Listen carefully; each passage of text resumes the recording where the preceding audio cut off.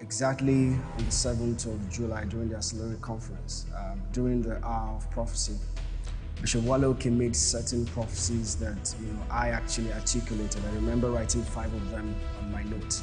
But the first one that he mentioned was that some of us will be placed in strategic positions that we never dreamt of. And then he went on to say that we would also be relocated to Abuja. God is relocating you.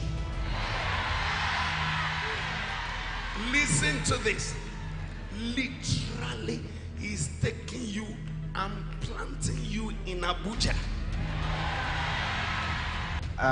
When he said this, I actually wrote it down. In fact, the way I wrote it on my note was I'll be placed in a strategic position that I have not dreamt of, and I would be relocated to Abuja. Now, unknowing to me, my former organization that I just left a year ago had a strategy retreat or board retreat with one of the development financial institutions in Nigeria. Now, this development institution actually has affiliates with World Bank, AFD, DB, and other international development institutions. Now, they had a retreat unknown to me. I had left my former organization, like I said, 1 year ago. When this strategy, this session was over, what had happened was that part of the outcomes from that strategy session that my former employer had with this development institution was that a role needed to be created, and the role was head of strategy and policy. Again, at that moment, they asked for a recommendation, and again, unknown to me, I was recommended for that role without even applying for it.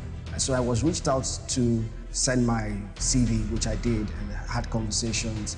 And just last 2 weeks, I got a role to be the head of strategy and policy for this development institution in Nigeria.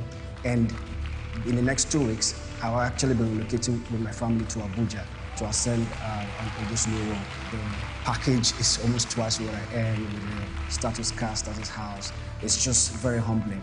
I really believe that there's the 2 phases of God's blessings. There's a phase where God will bless you and He meets your heart desires and you're happy about that. But there's another phase where God blesses you and you're actually speechless, and the only feeling you can feel is a feeling of humility. Why? Because it has actually exceeded your heart desires. Indeed, God's word is true, and I want you to hold on to God's word. Thank you.